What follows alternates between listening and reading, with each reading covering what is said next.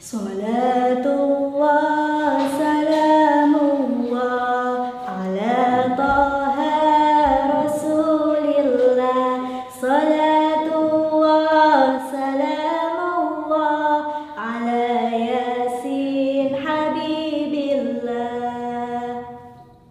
Assalamualaikum warahmatullahi wabarakatuh. Bismillahirrahmanirrahim. Alhamdulillahi rabbil alamin. Wassalatu wassalamu ala ashrafil anbiya'i wal mursalin Sayyidina wa maulana Muhammadin wa ala alihi wa sahbihi ajma'in. Amma ba'du.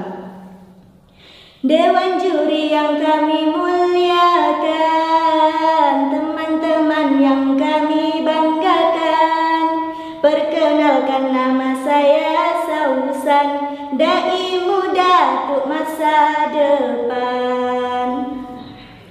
Para penonton yang dirahmati Allah, pada kesempatan kali ini izinkanlah saya untuk menyampaikan sedikit tausiah perihal ekonomi syariah. Ada yang tahu apa itu ekonomi syariah? Ekonomi syariah atau biasa disebut ekonomi Islam merupakan bentuk percabangan ilmu ekonomi yang berlandaskan nilai-nilai Islam. Nilai-nilai Islam ini bersumber dari Al-Quran, Sunnah Rasul, dan ijma' para ulama. Hadirin dimanapun berada yang dimuliakan Allah, negara kita, yakni negara Indonesia, merupakan negara mayoritas Muslim dengan populasi Muslim terbesar di dunia. Dari 245 juta penduduk Indonesia, diperkirakan 207 juta diantaranya beragama Islam. Ekonomi syariah sendiri terus mengalami perkembangan beberapa tahun terakhir.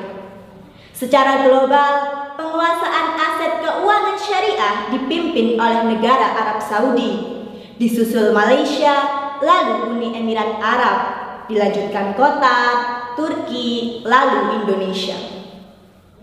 Terdapat beberapa contoh produk ekonomi syariah di Indonesia, seperti halnya pada Pegadaian Syariah yang menyediakan penjualan emas, pendanaan pengusaha mikro, pendanaan kendaraan bermotor, dan lain sebagainya. Para penonton yang berbahagia, ekonomi syariah memiliki beberapa karakteristik. Di antaranya, yang pertama, menggunakan sistem bagi hasil. Artinya, keuntungan yang didapat dari aktivitas ekonomi dibagi secara adil. Suatu misal pada perbankan syariah, di mana ada suatu pembagian keuntungan, yakni untuk bank itu sendiri dan untuk para nasabah. Di zaman Rasulullah SAW, hal ini sudah biasa dilakukan. Di dalam fikih, bagi hasil dikenal dengan istilah al-mudharabah. Hal ini diperbolehkan dan disyariatkan. Dalam hadis Nabi diriwayatkan dari Ibnu Abbas bahwasanya Sayyidina Abbas bin Abdul Muttalib apabila memberikan dana ke mitra usahanya secara mudharabah, ia mensyaratkan agar dananya tidak dibawa mengarungi lautan, menuruni lembah yang berbahaya, atau membeli ternak. Jika melanggar peraturan tersebut, yang bersangkutan bertanggung jawab atas dana tersebut. Disampaikanlah syarat-syarat tersebut kepada Rasulullah dan Rasulullah membolehkannya. Yang kedua, memberikan kebebasan sesuai ajaran Islam. Maksudnya, ekonomi syariah memberikan kebebasan kepada para pelaku ekonomi untuk bertindak sesuai hak dan kewajiban mereka dalam menjalankan perekonomian dan kegiatan yang dilakukan, asalkan bentuknya positif dan dapat dipertanggungjawabkan. Yang ketiga, menggabungkan antara nilai spiritual dan material. Artinya, ekonomi syariah hadir sebagai satu hal yang membantu keuangan para nasabah untuk mendapatkan keuntungan ganda sesuai ajaran Islam.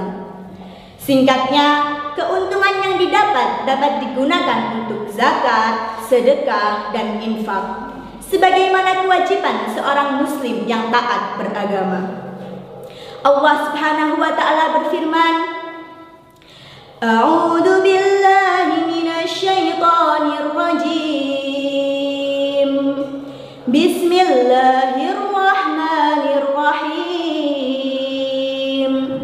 Lan tanalul birra hatta tunfiqu mimma tuhibbun wa ma tunfiqu min syai'in fa innallaha bihi alim. Artinya, kamu tidak akan memperoleh kebajikan sebelum kamu menginfakkan sebagian harta yang kamu cintai. Dan apapun yang kamu infakkan tentang hal itu, sungguh Allah Maha Mengetahui. Quran Surat Al-Imran ayat 92. Para penonton yang berbahagia, lanjut ya. Yang keempat, menjaga keseimbangan jasmani dan rohani. Maksudnya, perekonomian syariah bukan hanya bertujuan untuk mencari keuntungan fisik, melainkan juga mencari keuntungan batin. Dan yang kelima, memberikan ruang pada negara dan pemerintah.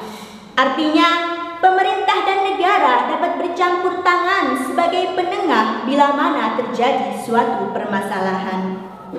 Hadirin dimanapun berada yang dirahmati Allah, demikian tadi karakteristik ekonomi syariah yang dapat saya sampaikan.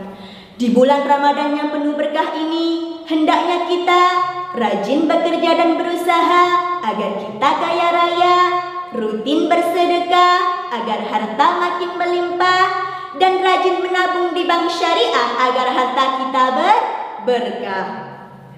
Para penonton yang berbahagia, ada satu sholawat yang jika kita amalkan dapat menjadi pembuka rezeki untuk kita semua.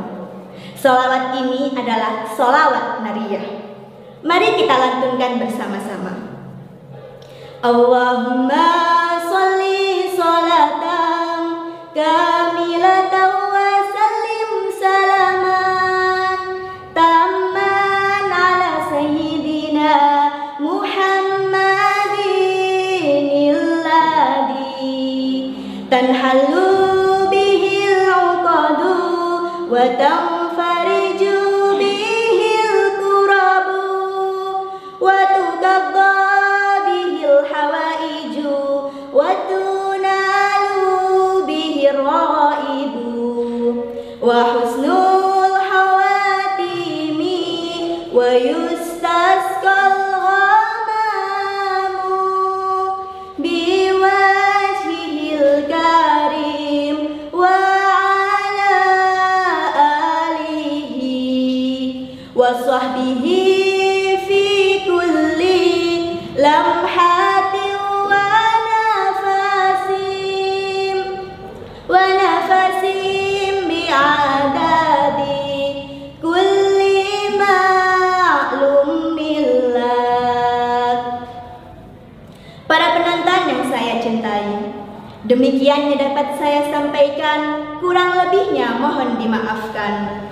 Jalan-jalan ke kota Mekah ingin sembahyang berlama-lama. Semoga pidato ini membawa berkah, membawa rahmat untuk bersama. Saya Sausantri Hadatul Aisy, mohon pamit undur diri. Jangan lupa like video ini. Akhirul kalam, undur maqala wala tandur mangqala. Ihdinas siratal mustaqim. Wassalamualaikum warahmatullahi